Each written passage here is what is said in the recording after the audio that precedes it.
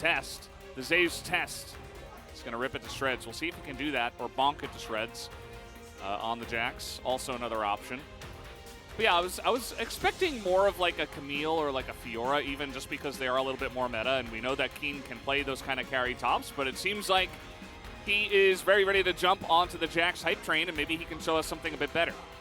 Do you feel like the composition of KT is somewhat more disjointed? When you look at T1, it's very clear what it wants to do, has a lot of different modes. Whereas for KT, if the solo lanes fall substantially behind, I think that they don't offer nearly as much, and just Wukong, Lulu, Zeri isn't enough to win teamfights. We've seen a lot of Zeri comps kind of run into range issues, and with their...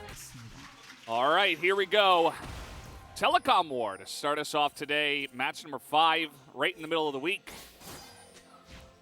As Faker jumps back onto Galio, as he's getting really aggressive here. He might get a little bit zoned away from this one. Will he have to flash? Looks pretty likely, but Keria does a good job of blocking, and that will be very nicely done. So he's going to get in there. Pretty interesting to see them just go straight into aiming on the Zeri. Zeri definitely one of these champs that looks a little bit harder to carry on some, as compared to some of the other picks we have seen.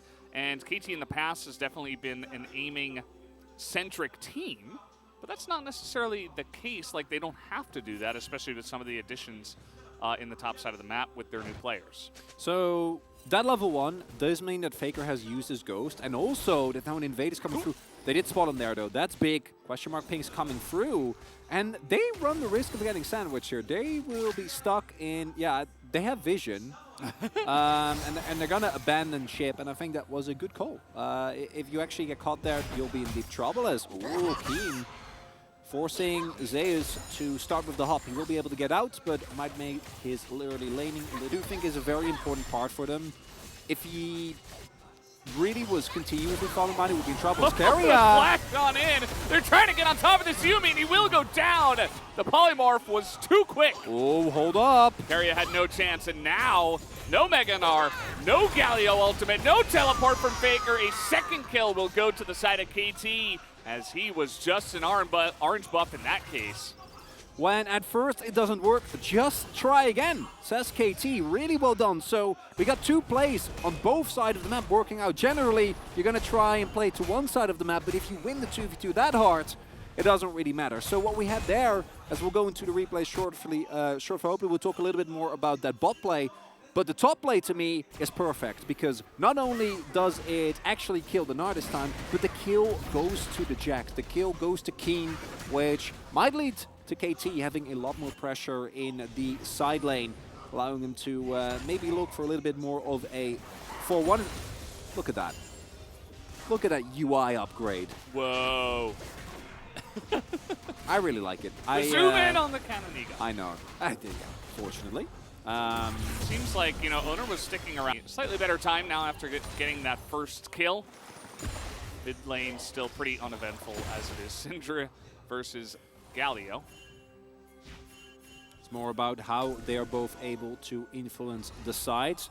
Do want to reiterate that a single misposition from BDD or aiming, or Lahenzi even, can mean deep trouble immediately. Oh boy! Galio's coming on in, and that Syndra doesn't have cleanse. They are going all in onto BDD, and they finally take him out. Took a little bit, and they give the kill to the Sivir.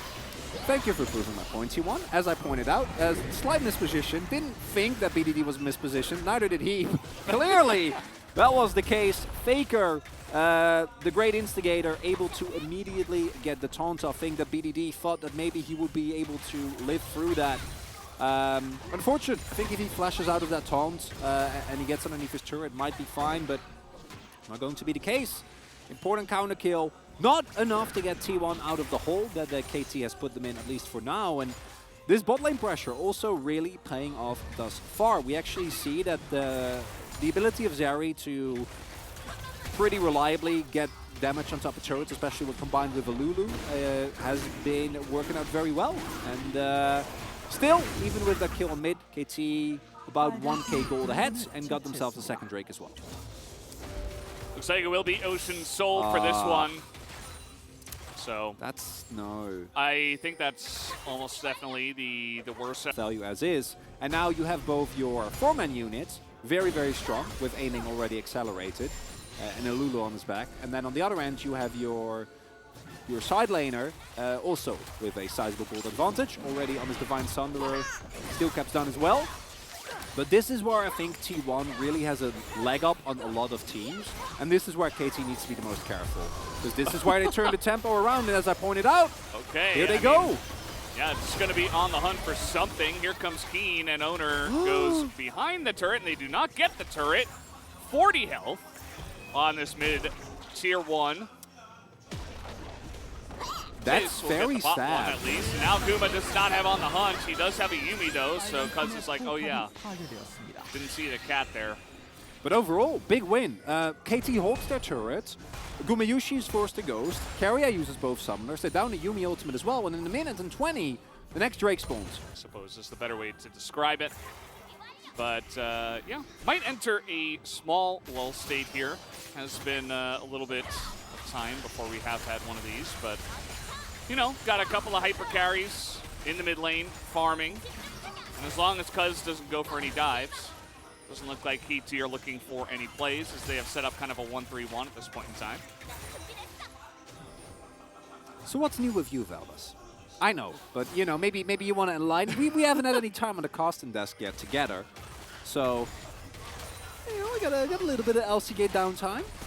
Well, hold up. You say that, and here comes Owner, and this is the dive comp, but aiming is totally fine as Faker's ult got canceled. There is the exhaust, immediately gets cleansed. Aiming still having to go forward. He will eventually go down, right? Right, he's gonna go down, no, maybe he will not. He is going to fight through to the end. And just because of that, T1 used everything to try to get the Zeri, and they could not kill her. KT take down 4, and now they will take the Baron. That might be a breaking point in this game here for KT. Beautifully done. T1 identified we need to kill Zeri. Unfortunately for them, KT is aware of this fact. Beautiful response. As we get into the replay later on, like, I really want to highlight how well of a job KT did keeping their Zeri alive. This is, of course, in full vision.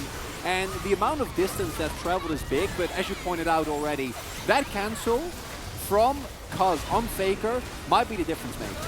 Because that is what buys aiming those crucial seconds, allows him to stay alive throughout all of this. Huge scan of the week, too, from BDD. Keeps him alive at the very end of his health bar.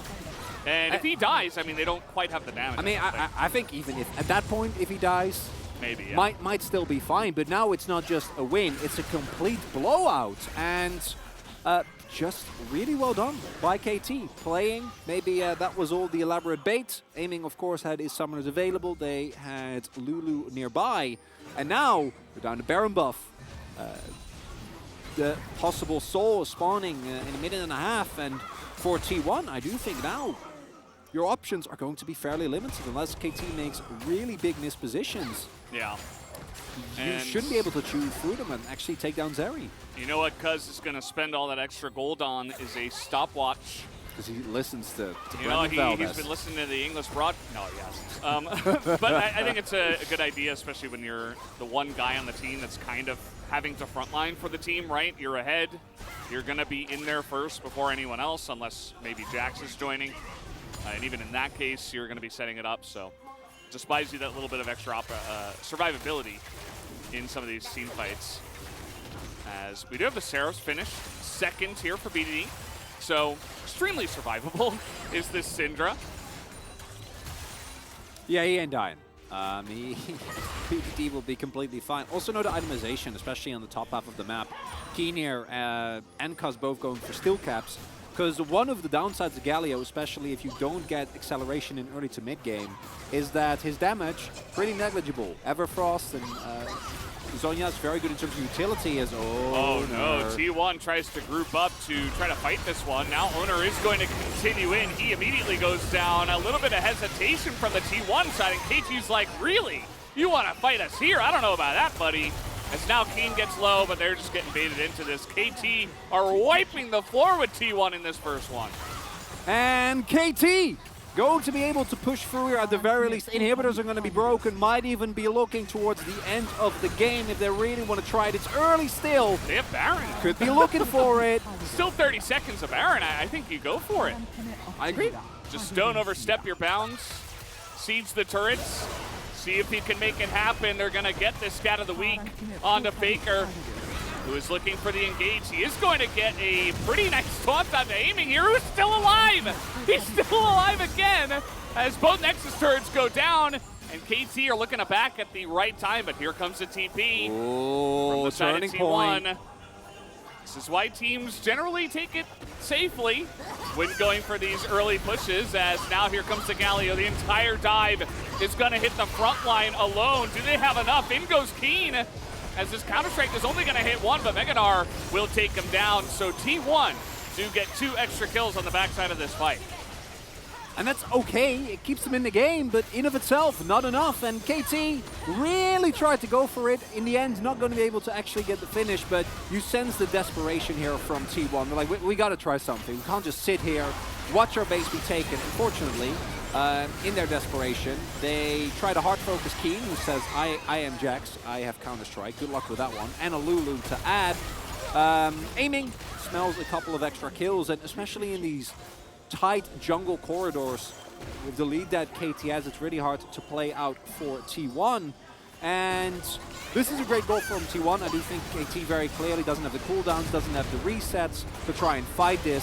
But what do you actually end up getting?